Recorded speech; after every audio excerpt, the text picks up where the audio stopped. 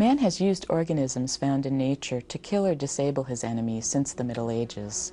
One of the earlier examples occurred in the 14th century when the Tartar army laid siege to Kaffa, a walled city along the Black Sea.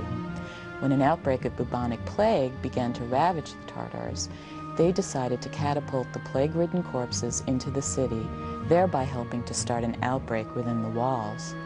Shortly thereafter, the Genoese defenders within the city were stricken with plague and fled to Italy.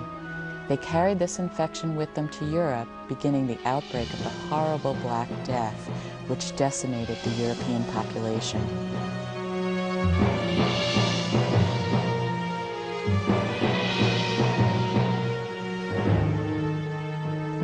With our current knowledge of the epidemiology of plague, we know that fleas leave a body quickly after it cools.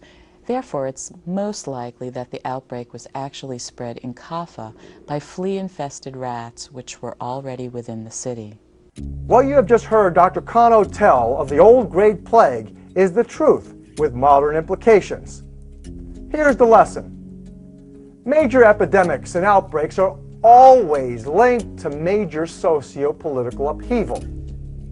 Today, our cancer and AIDS pandemics, explosive diabetes and heart disease rates, obesity poisonings, and even recent avian flu frights are all man-made, politically contrived, and financially triggered and sustained.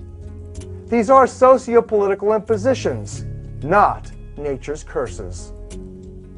When you gain your intelligence from mainstream news sources, this mainly results from news tips or press releases generated by people or companies in business aiming to make a profit from each fright.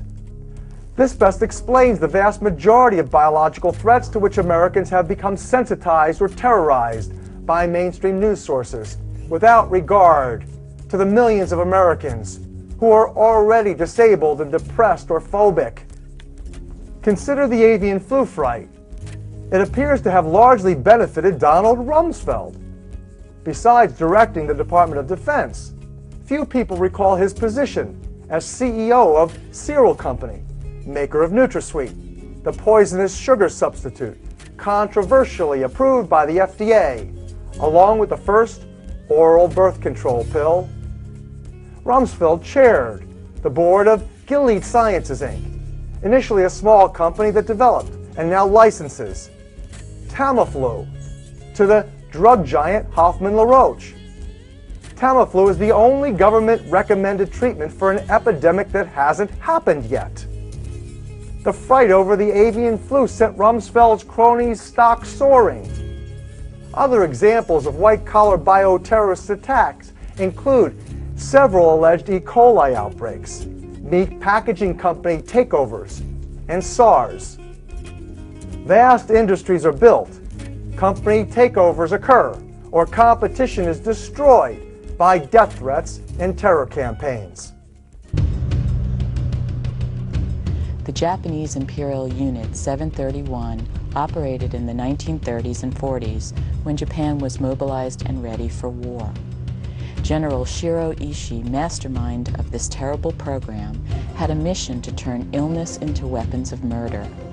Ishii was particularly fascinated by plague because with plague, a biological warfare attack could present like a natural epidemic.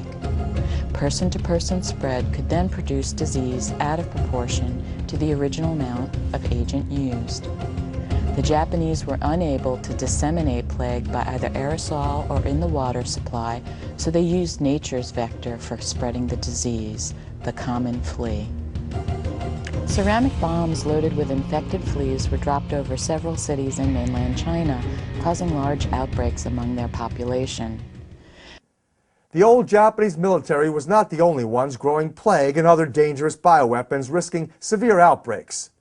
Numerous experts say that besides Germany's bio-warriors coming to America, the U.S. inherited all of Japan's bioweapon secrets following World War II, including a dangerous germ originally called Kuru. This agent, on the 1971 list of National Cancer Institute studies, is believed to have come from the Japanese experimenting on Aboriginal people in New Guinea, who modern spin doctors made a big deal about their being cannibals. They blamed the cannibals for this disease's spread. But cannibals did not spread this agent to the National Cancer Institute. Carlton Gajdusek did. This Nobel Prize winner and convicted pedophile is credited for having isolated the Kuru agent, now renamed a prion, and responsible for mad cow disease, called Creutzfeldt-Jakob disease in humans. So you see, as this National Cancer Institute document shows, what started in Japan, settled in New Guinea, and then expanded in America to what is now another worldwide plague.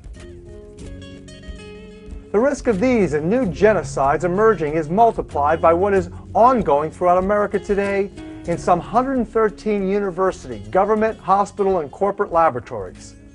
Here, the global elite are engaged in biotechnology research with potential to be used for germ warfare. Most alarming, these labs operate secretively, contrary to federal rules. From California to New York and Chicago to San Antonio, often in major population centers, biological warfare labs are financed today by nearly $20 billion in government grants. These labs are literally crawling with germs advanced militarily. Reportedly, in many of the laboratories, security is lax and safety procedures are inadequate to protect the public from sabotage, theft, and periodic outbreaks. Now, Grand Dr. Patrick is going to tell you the truth about this gravest risk of all, outbreaks stemming from laboratory activities. Listen here. Plague is attractive as a weapon because it generates fear, it spreads easily, and it kills very quickly. The United States Offensive Program did some research on plague, but it was never fully weaponized in this country. We could not overcome the challenge of maintaining virulence when it was grown in large quantities. It's a weapon that, you know, it's a contagious agent, and we felt that in retrospect that we had enough problems controlling an aerosol under meteorological conditions that can change without having an organism that is so contagious so that, you know, you're not able to control where that organism might end up. It might come back to bite you, not only bite your forces, but some of your friendly allied forces also.